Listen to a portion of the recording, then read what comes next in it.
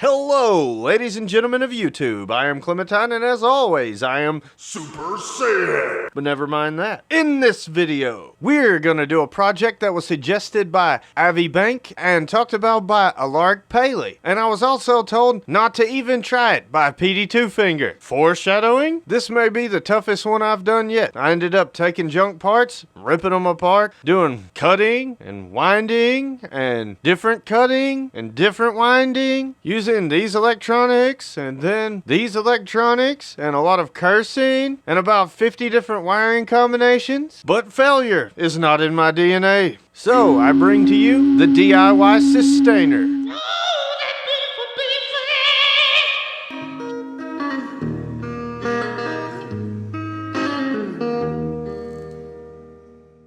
Okay, so quickly before we start, let's talk a little bit about how a sustainer works. So you have a guitar body, and on this guitar body is a pickup, and if you're lucky, there are two pickups. And there will be a bridge with a string coming from it. There will be an amplifier of some type. There will be wires from the pickups going to the amplifier. The output of the amp will be going to a speaker. When you pluck the string, it will vibrate, causing the speaker to vibrate, and you'll get sound. In a sustainer system, you will still have one of the pickups hooked to the input of the amplifier, but the other pickup will be hooked to the output of the amplifier and is modified to act as a speaker coil. There will generally be one or more dedicated pickups that will be sent to the output and go into your main guitar amplifier. Now when you pluck the string and it vibrates, it will go through that amplifier and into the modified pickup, creating a electromagnetic powered feedback loop, further vibrating the string like a speaker cone, and you will get infinite sustain. In a commercial application, the amplifier is often a small green circuit board inside the guitar body, which is powered by a 9-volt battery. So now back to the Washburn Strat Copy pickguard. We're going to take out the pickup, score, and remove the magnet. Then use an X-Acto knife to cut through the copper coil and remove that, as well as the original pickup lead wire. This is a $1 pack of tie wire from the Dollar Tree. We'll use this to make our coil. So I ran the end of the wire through the original lead wire hole and I started to wind the coil, but it got very much bunched up, so I had my wife stand behind me and untangle it as I wound the coil. Then winding, and more winding. So then I ran the other end of the wire through the same hole and I electrical taped the hell out of it. Now time to test it. What I was going for was about 8 ohms. This roll of wire was 6 feet long. I know that a copper magnet wire is about 8 ohms per 6 feet. You can see here I'm using voodoo willpower magic to bring the resistance down. Never forget the power of the mind. And to my surprise, it's some kind of freak accident. Look, it wound up at exactly 8 ohms. Now we'll slap a 60 mil Neo magnet on the back of there and install it into the Testimule guitar, as well as the high gain humbucker from the previous video. And for an amplifier, the circuit board from a set of computer speakers. So I wired this up just about every way I could think of. I even tried to boost it with a boost pedal using one channel as a preamp, and I just could not get it to work. It would start to sustain, but it would die off. And if I turned the boost up too high, it would just feed back and squeal. So obviously this configuration is not going to work. So it's outside with the grinder to cut some sheet steel. I figured a Ferris blade might do a lot better job. So I beat that sucker into an L shape, cleaned up the edges, and drilled 2 mounting holes. Here's the product of that venture, and you can see I put a little grooves in the side to help me keep the winds on it, and I wrap it in electrical tape to keep it from cutting the magnet wire.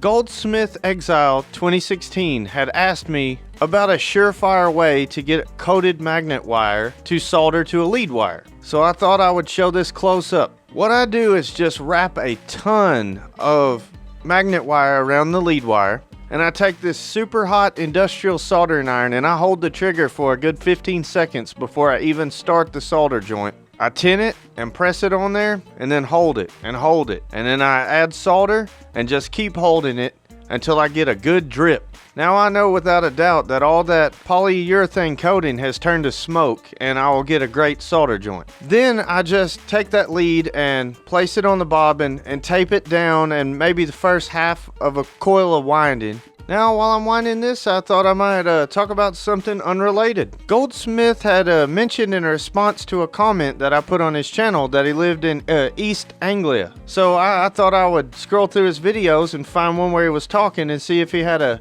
strong Suffolk accent. It was not too stout, you know, he's pretty easy to understand, not like the old timers. But if I drop my YouTube guy voice and I just speak my normal talking voice that I use, the Muscle Shoals dialect, I think it's a lot to do with a mixture of a Suffolk accent and maybe North Country accent. We say a lot of similar things like look at that, do this, check that out. My great-grandmother still had just a tinge of the North Country accent, love. There's no tomorrow, it's tomorrow. Ruined is runt, a slit is a slat, and nothing sideways or beside of. It's a juxtapose or cattywampus.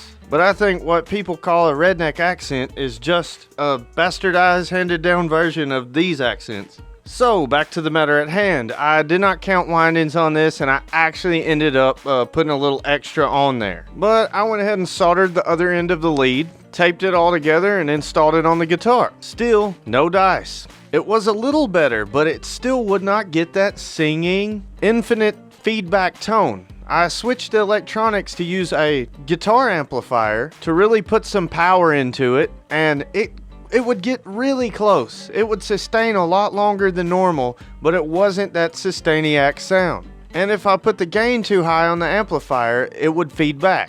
And not in a pleasant Sustainiac way, like a squealing, awful way. So that brings us back to this picture. I messed with this thing for like 2 or 3 days. I tried every different kind of wiring combination I could come up with. I moved the magnet around on the blade. I switched the blade and the strap coil back and forth. But I knew failure was not an option. So finally, this happened. Alright, I finally cracked it.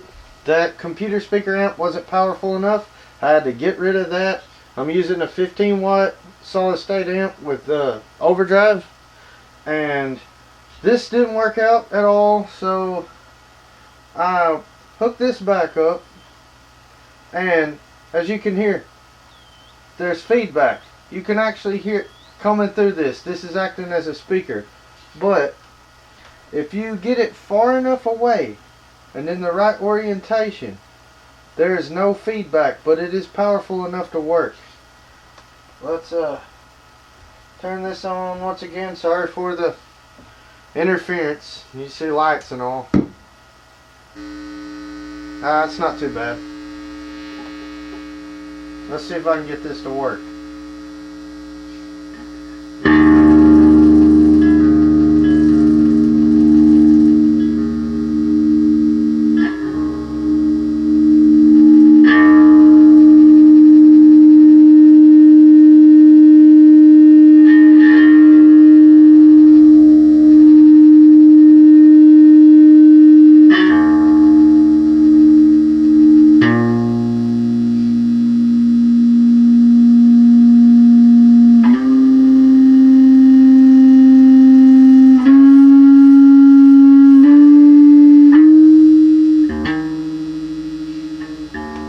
It's hard to keep it positioned while I'm messing with it, but now I know what to do. Unfortunately, this pickup is so hot I had to split the coils, run one into here and run it one into there. That's another reason why it has an interference. It's not humbucking, and I just need to take me like some pieces of wood or something and make it where I can mount this thing right over the strings, and then I'll be able to. I know that's not really useful, but it's a good proof of concept, and I had to make this work somehow. PD told me not to do it. I'm sure he's been down this whole rabbit hole, seeing how difficult it is, but I have to do it because that's how I am.